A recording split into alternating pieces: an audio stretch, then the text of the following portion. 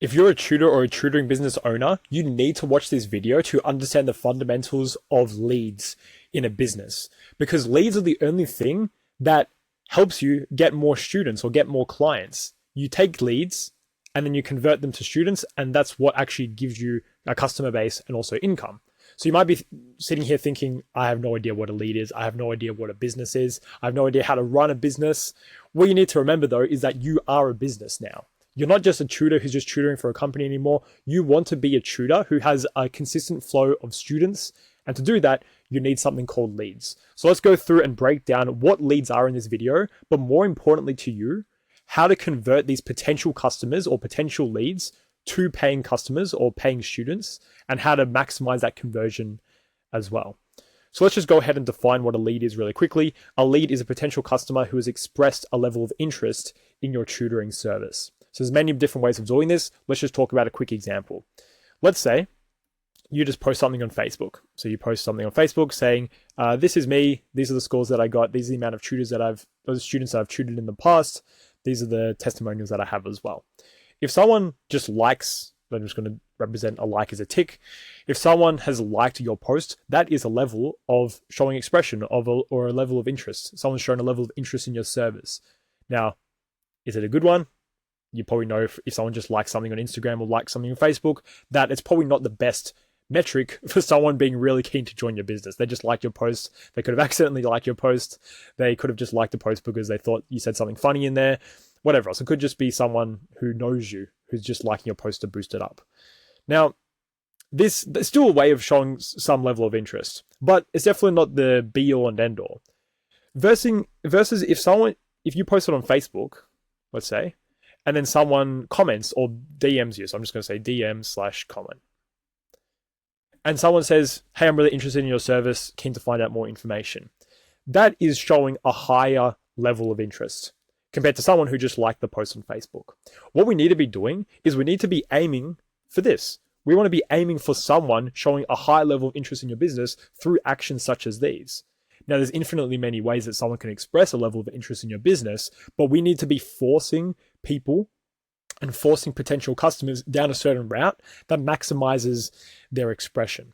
So we don't necessarily want this. It's not necessarily bad, but we want to aim for more so something like this, something that is showing a high level of interest or kind of understanding where they're at in their purchasing process or where they are in their shopping process when buying a service. So in our case, what we want to be doing is getting an understanding of the potential student/parent of student, understanding if they're actually looking for tutoring, and just streamlining that process in the best way possible. So what I'm going to be doing in this video is breaking down exactly how to get leads in the most interested state possible. And I'm going to go through some specific examples that you can apply to your business as well. And you can literally apply it as soon as today once you learn them. So I'm going to be breaking down this in that video.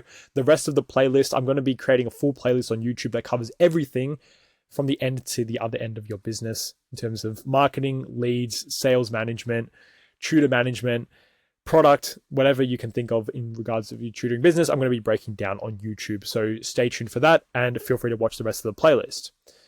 Now, this is a lead, a potential customer who has expressed a level of interest in your service. Now, what we want to be doing is we want to be doing something called warming a lead. That's a terminology that's used in the business world. So the warming of a lead is increasing an interest level of a potential client and nurturing potential customers.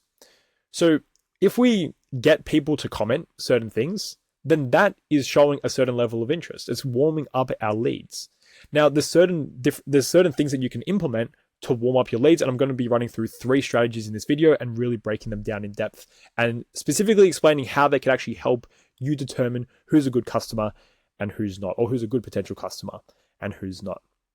Now, let's just go through what you might be doing right now before we go through the certain methods. We'll just go through this really quickly. What you're currently doing right now is probably something like this. You're just posting on Facebook and then you're expecting people to join, right? You're just posting on Facebook. You have your scores, you have your testimonials. You say, these are my accolades. These are the amount of tutoring hours I have.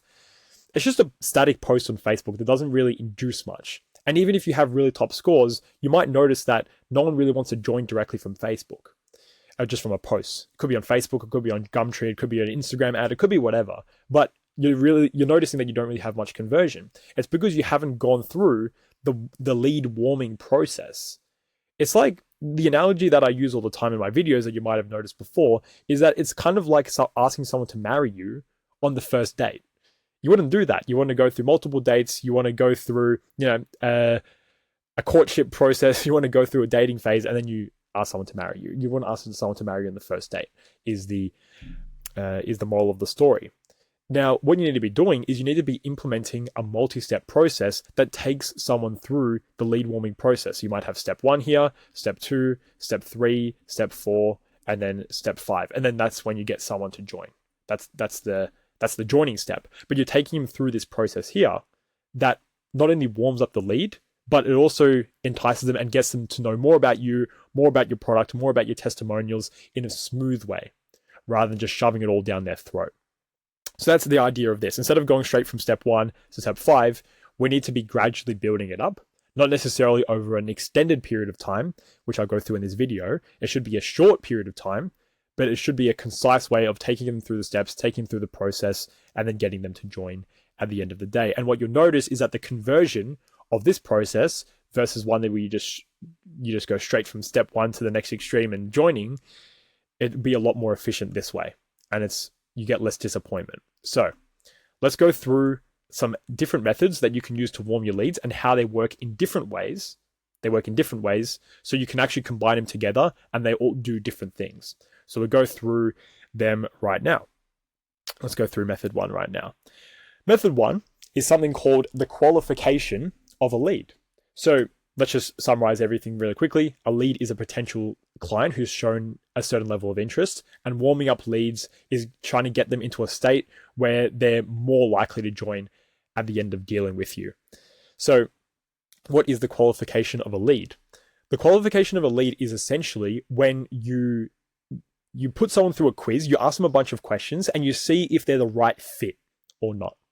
So let's just brainstorm what a couple of questions might be. And these are the types of questions that I would ask for my potential students as well, or my potential clients. So qualification of leads, number 1 might be their year level. Now I'm just going to write down all the questions and we're just going to evaluate them at the end. Number 2 might be their average score. Number 3 might be their tutoring experience, like have they actually experienced having a tutor before. Number 4 might be their subjects that they need help with. That's, of course, an important one. You've got all these questions that you can ask a potential client. And there's a twofold benefit to asking these questions. The first one is that you want to be getting clients that actually suit your expertise and suit who you want to be helping. So before all this lead management process, you actually need to have an understanding. This is the first thing that you should do when you start a business such as this. You need to be understanding what your ideal demographic is. Now, it can't just be everyone who wants tutoring, right? Because you can have people from all the way down from year 1 all the way up until year 12. You can get English, maths, science, humanities, whatever other subjects there are as well. You can get people who come from really low scores, like they could be scoring 20s and 30s. They could be scoring average scores like 60 to 80. They could be scoring high-end scores like 90 plus. They might have been tutored their whole life and not enjoyed it. They might have never been tutored before. All these things you need to figure out with all these things, what is your ideal demographic? For example, I'm not saying this is perfect. Everyone is different, right? So it depends on what your level of expertise is and what you want to be helping. So when I was doing my tutoring business, I tutored only people who were in year 11 and 12, and I only tutored one specific subject. And then I didn't really care too much about their scores, but I usually targeted people who are just getting average scores and they want to get up to the next level. They want to get into the top 10% of their school, of the cohort, of the state. And I wasn't really too picky with the amount of tutoring experience that I had in the past. A lot of people come from bad tutors, a lot of people come from no tutors, and they want a new start. So that's who I was targeting. Anyway, what I used to do with my business is I used to ask these questions, and it was through just something at first basic, just a Google form. Just send them a Google form when you get into contact with these potential customers with these leads. And essentially, I haven't really broken down what it does yet, but first of all, it sifts out people who don't suit your demographic. For example, really basic example, you want to tutor maths, but you've got someone who wants to be tutored by for English. So you can't really help them. And essentially, it just it's just a simple way of allowing people to understand what subjects you tutor, what subjects you don't, what types of people you tutor, what types of people you don't. And the good thing is still about doing this process here is that if you get someone who doesn't qualify to this, for example, they want to be tutored for English, then you can still help them in some sort of way. You can still give them some sort of advice. You're still providing value. And you can also refer them to someone you know. For example, another tutor who's your friend who specializes in that subject. You can refer them to a tutoring company. Whatever it is, you can still help them in a certain way. But you're just sifting out the people who you don't want to tutor. Now, the second benefit, which is more important benefit of qualification, such as getting them through to fill out these questions on a form, is that let's say if they fill out all these questions and they tick all the boxes, so they're in the right year level, they have their average score is roughly in the range of the people that you help, they have a certain level or a certain type of tutoring experience or experience with tutors that suits you, and they also do the subjects that you want to help with. Now, if they fill all these criteria, then they're actually more keen to join you because they've gone through this qualification process and they realize, oh, Adrian wants to help out people who are in my year level. They want to help out people who get in between 60 and 70. They want to help out people who do this specific math subject. They want to help out people who've never been tutored before. I tick all those boxes. Therefore, Adrian is very qualified to help me. So not only does it sift out the people that you don't want to tutor, but the people who do fulfill the criteria, they feel like this is just tailor-made for them. And they really feel like that they want to join your service compared to others because it's more tailor-made for them. So you're kind of separating the leads in a certain way. Half of them, well, let's just say half of them do not qualify. So you can help them out in a certain way. You can refer them in the right direction. But then the other half, they're really invested in what you're saying and what you're doing. And this is a whole different video, but everything that you talk about in terms of your advertising, in terms of your messaging, in terms of how you talk to these people, it has to suit the clientele that you're aiming for, has to suit that year level. So we're not just talking about increasing grades. If you're talking to year 11 and year 12 students, you're talking about them potentially going into uni. And you're talking about them getting their dream grades for their dream uni course. You're talking more about that. If you're aiming for a certain demographic, then you want to take people from a low score to an average score. Or you want to take people from an average score to a high score. Or you want to take people from a high score to a really high score. That's the type of thing that you need to be focusing on with all of your content and with all the means that you talk to people as well. So that's a separate video. But this qualification of leads helps solidify that and solidify the actual type of clientele that you're aiming for. And trust me, the people who fulfill the qualification of leads process and get through the process, and they actually understand, they not only understand who you target, but they get an understanding of if they fulfill the criteria, then they feel like it's tailor-made for them. And it's honestly feels like such a good feeling as a customer that you have a service that's specifically for them. And this is the idea of, again, it's a whole different video, but this is the idea of niches. This is your specific niche. If you help a certain math subject for a certain year level and you help people getting from in between 60s and 70s as their average grade to a high grade, someone fulfills that criteria, they're really going to want to work with you. So that's the idea of qualification of leads in that respect. And again, it could be something as simple as just a Google form, just asking all these questions, and then you follow up with them after, depending on what their answers are. So that's what I recommend for method one. Just implement a qualification of leads process somewhere in your sales process of your business. Let's go to method two. Method two sounds pretty straightforward. It's just a phone conversation with them. And it's so underrated because people appreciate the fact that they're actually talking to a human. Now, I'm just going to give a random example off the top of my head. Imagine that you are at JB Hi-Fi and you're buying some Sony headphones or something like that. And let's say that at JB Hi-Fi, there's a Sony CEO there, and he's getting an understanding of what you want your headphones for, how you want to use them, your price point, your budget, your use cases, whatever it is. If you're talking and the Sony CEO is giving you advice on, oh yeah, you should really go for this one. You know, I made this one to suit this one, but I made this type of headphones to suit a different demographic. I wouldn't aim for that. I'd aim for this one.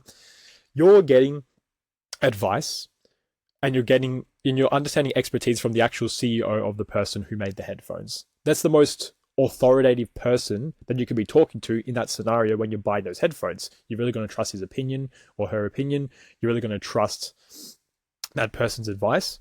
Now, I'm not saying the phone conversation should be advice on which direction to go, but at the start of that conversation, most likely that CEO of Sony is going to be building some sort of rapport. He's going to be talking to you, getting an understanding of who you are, whatever else. Like, it could be relevant to the purchasing of the headphones, but it might not be.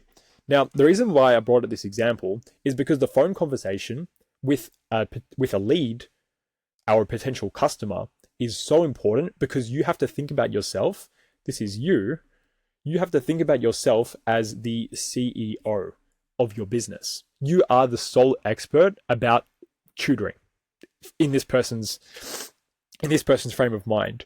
Think about if you're looking for a tutor ever, and you would take any advice that a tutor would give as a student, because they've been in your position in a recent period of time, and you're the expert. You're the subject matter expert when it comes to learning and succeeding within year 11 or year 12 or whatever year level they're focusing on. So the phone conversation is one, to build a rapport with the potential customer or the lead. But two, it's to get an understanding of who they are, where they come from, and essentially just get an understanding of them.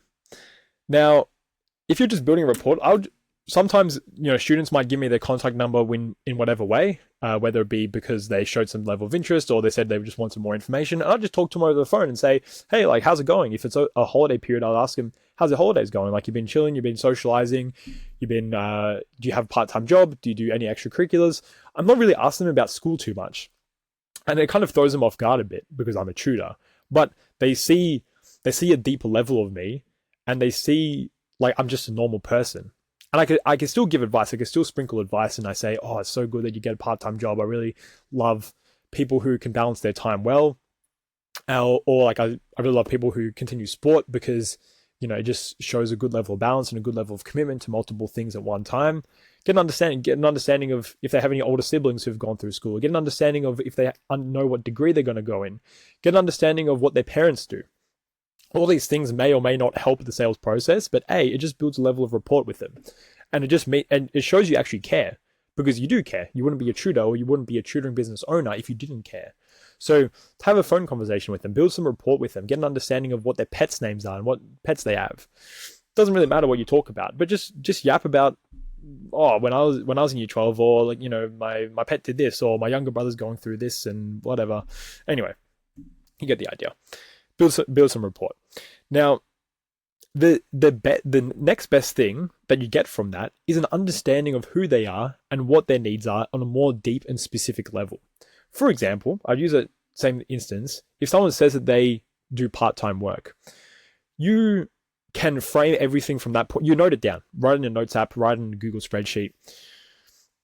If you talk to that person in a future conversation, let's say more so along the sales process, you can say, hey, you have a part-time job, right? We they do.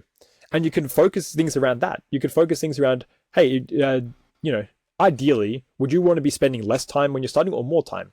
Now they'll say less time. And then you could say, like when I was in year 12, I was still working, I was still playing sport, I was still socializing a lot, and I was still able to succeed. Now, would you want to do exactly the same thing, or would you prefer to just put heaps and heaps of time into school and, forsake all those other things? Now, of course, they're going to say, I want to keep all those things. I want to maintain a balanced lifestyle, and I just want to be really efficient with my time. And you already know what they're going to say because you had that conversation with them prior, and you get an understanding of who they are. And then you can say, hey, well, my service is structured in a specific way where it's meant to be efficient. It's not meant to be you just spend heaps of time doing work. It's meant to be that you spend time doing school. I need some water. You spend time doing schoolwork, but you do it in an efficient way where you're not wasting so much time, and you can still have time to socialize. You still have time to do part-time work. You still have time to do sport. And they say, oh yeah, that's something I really appreciate. And it's going to separate you from other tutors and other competitors in your business as well, because you get an understanding of who they are specifically and what their needs are. Now, that helps from an understanding perspective and it helps from a sales perspective. But again, it just builds up rapport because you remember those things. Even if you just write it down, you still you appreciate who they are, not just what their needs are when it comes to school. Now, of course, the understanding part of that conversation will be school related things as well, such as their grades, such as their subjects, such as what their aims are for the results at the end of year 12, what their dream career is, whatever it is. You get an understanding of who they are from a school perspective and away from that as well, which both are super, super important. So before we go through the third step, just imagine that instead of just having a Facebook post directly asking people to join or asking people to join a free trial or whatever, you implemented these things. So the Facebook post might be something, I'm not saying this is good or anything, but just an example. Let's say you have a Facebook post that just says, hey, like I'm this, I'm Adrian, I got these scores, I've tutored this many people, these are my testimonials, see if you're a good fit for us. The first step is a qualification of lead process where it's just a quiz. So the first step is people just fill out the quiz. And then some people might fulfill your criteria, some people might not. Let's say the people that do fulfill the criteria, you have a phone conversation with them. And then you build up some rapport, you get an understanding of who they are more in depth. And then after that, you might have a free trial class and then they join after that. Or you ask them if they want to join after that. Now, during each of those steps, you're warming up the lead more and more. You can imagine that if you just compare it to this process here, so you have a Facebook post, you have a qualification, and then you have a phone call, and then you have a trial class or something along those lines. You've warmed up the lead more and more and more during these steps. They're going to be pretty cold here. Then they're going to be warmer and warmer. And by the time they get to the free trial class, they're almost already sold. And the trial class is more so just like a confirmation and a formality. What we want to be doing is increasing the amount of steps that we have here or increasing the efficacy of each of these steps. So again, I'm not saying that this process is really good. I implement a more complex process that's evergreen for my tutoring business and tutor clients. But this is an improvement from this one here because of the warming at each of these steps, which is super, super important when you're going through any business process.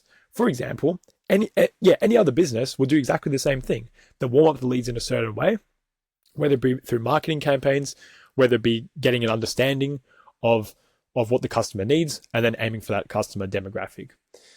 So this is super important to go through the lead warming process. So these two steps here, that you could just plug and play them into your business straight away. And by the end of today, you could have these steps fulfilled. You can create a Google form, which is just a qualification of lead process.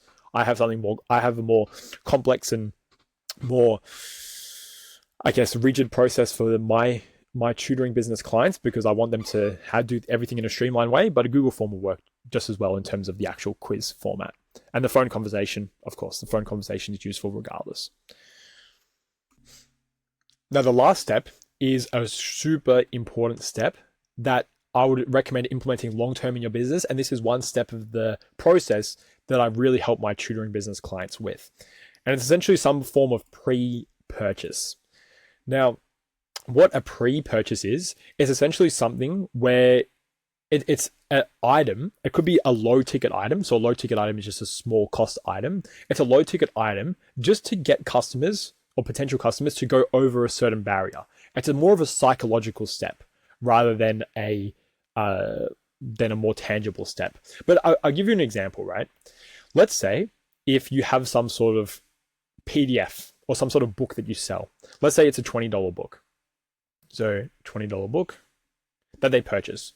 And the $20 book is really good value. Like it gives out so many questions, it gives out so much advice, whatever, right? Now, let's say they do that pre-purchase. And then after that, they go through similar sales process and methods that I talked about above. And then you try to sell them on joining your service. And then your service might be, let's say, I don't know, $50 per week. So actually, I call this low ticket offer and I call this medium. And then the $50 per week, you might upsell them to something greater, which is, let's say, $80 per week. Now, this is a high ticket offer. So essentially what's happened is that you got your potential customer to purchase something small, just a small thing. And then from there, you get them to purchase something medium size. And then from there, you get them to purchase something larger size. Even if you didn't have this high ticket offer, it still works if you just have the one offer. So you have something low value and you get them to buy something after that.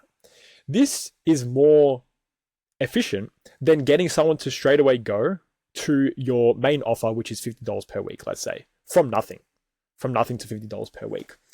Now, the theory behind this is that they've already gone through the process of buying something from you with this low ticket item. So this low ticket item could be $20, it could be $10, it could literally just be just something as small as $1 for something electronic, some PDF or something.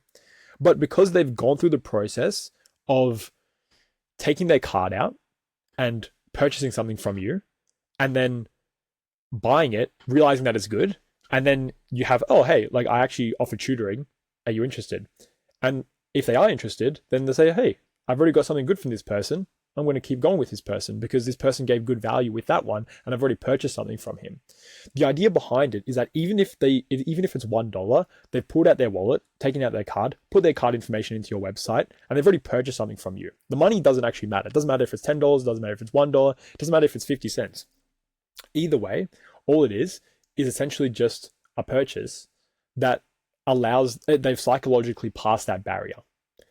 And again, it doesn't matter what the value is. What I'd recommend to anyone is that, and this is what I did, I had a really good value item here for super cheap. I literally just charged a couple of dollars for it at first. And that way, it just got a lot of interest, a lot of people, and then it just gave me like a bank of people to jump from this low ticket offer to this medium ticket offer, which is a certain amount per week. And the efficiency and the turnover from that and the percentage conversion was really high because those people had already passed that psychological barrier of buying something from me. Now, this is the next level up as well. What I used to have at this step here with my old business is a way of keeping the card information from this client here. So step one is they get the $1 at the checkout, and then it just gets a PDF or whatever. And then before they finish or finalize their purchase, it says, hey, do you want to start a free trial for $50 per week for my service? And straight away, they can say yes, or they could say no. If they say yes, then they just click a button, they just click a checkbox, and it essentially allows for the same card information for this $1 purchase to be used to start the trial for the $50 per week. So because they put in the card information for the $1 purchase, the barrier of entry to them just joining at your free trial is super low. But if you just say someone, right off the bat, say, hey, I've got a $50 free trial, put in your card information and then we'll start. You're going to trust anyone like that? Of course not. This allows for them to just gain a certain level of trust and go past that psychological barrier that I talked about before and start a free trial or do whatever they feel like with this information here. Now, I said before that the value of the purchase doesn't really matter, which is true if you just have a singular item. So let's say you just have $1 PDF that you give out, an ebook or whatever, and then from there you try to upsell to a free trial. Now, that's perfectly fine. This is a really deep concept, so I'm not going to go into too much detail. I'm not going to go into huge detail with this one, but the value does matter when you're comparing two different purchases. So if we have a more complex system, this is what I set up for my tutor clients as well, but you might have three different low ticket offers: $1, $5, and $25, right? And they're all on the same page. So they have three different options. This might be an electronic version. This might be just an electronic version with a video. This might be a physical book. Whatever it is, it doesn't matter. You have three different low ticket offers, and they each lead to the same place where you ask them to join a free trial. So this way, they purchase it, and you could get a free trial at the end of this free trial, and then it's eventually going to be $50 per week or whatever. Now, when you're doing all these three concurrently, then it actually does matter what the price is, because this person would be a low warmth, this person would be a medium warmth, and this person would be a high warmth. So you should be prioritizing the people who purchase something for $25 per week, because in comparison to the $1, those people would be a lot more interested because they're putting a lot more investment into you initially. Even though $1 versus $25 is not a huge amount of money, but in comparatively speaking, it is. So you should be focusing more on these people going straight to the process of a free trial, and these people that might need a little bit more warming. So if we want to put numbers on these, this might be a level of 1, warmth. This might be a level of 2 warmth. This might be a level of 3 warmth. So the person who's a level 1 warmth, they might need other things that they need to go through before they get to the free trial. For example, they might need to go through the quiz. So instead of going straight to the free trial, this person might go to the quiz. So quiz, and then after the quiz, there might be a level of 2 warmth. And then after the quiz, you might want to phone them. So if you phone them, then it'll be a level of 3 warmth. And then after the phone call, you can get them on a free trial. So it's probably more necessary to execute more steps for these people rather than these people here, because these people are so warm, they can just be sold the free trial straight away. And again, it's not an exact science, but you can quantify it in ways such as this, which is what I've done in the past as well, to know which leads were going to be giving me the highest conversion into paying customers. Okay, so that's a summary of those 3 steps. How do they actually work together though?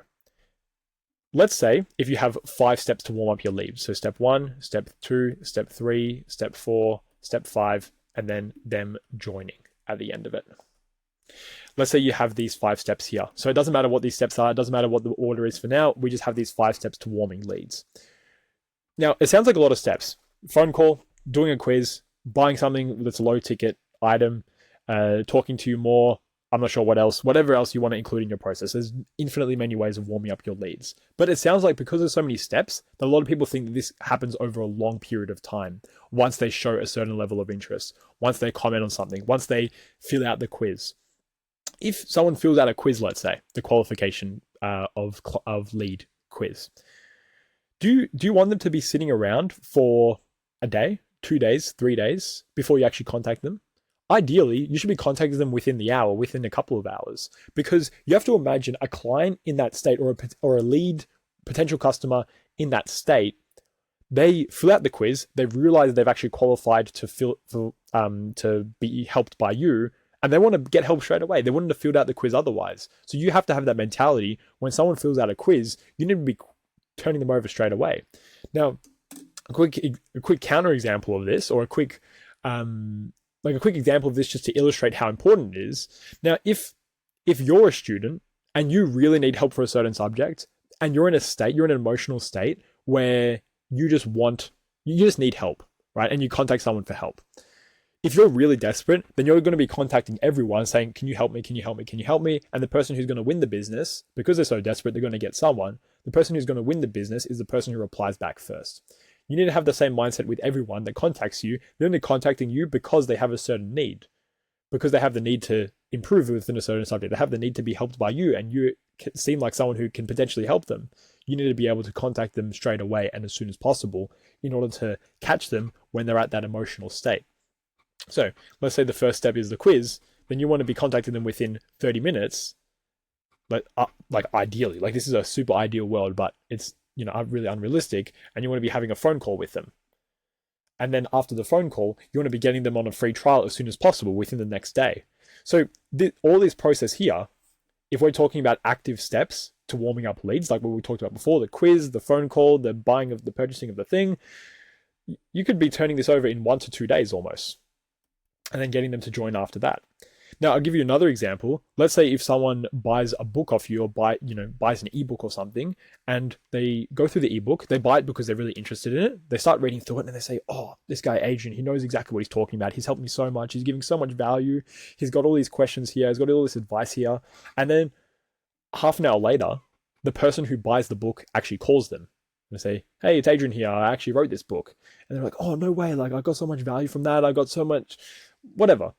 You can tell that if someone is in an excited state, such as purchasing that, such as going through the quiz, such as going through a phone call, then they want consistent contact and communication, and they want help straight away. So imagine if that happened.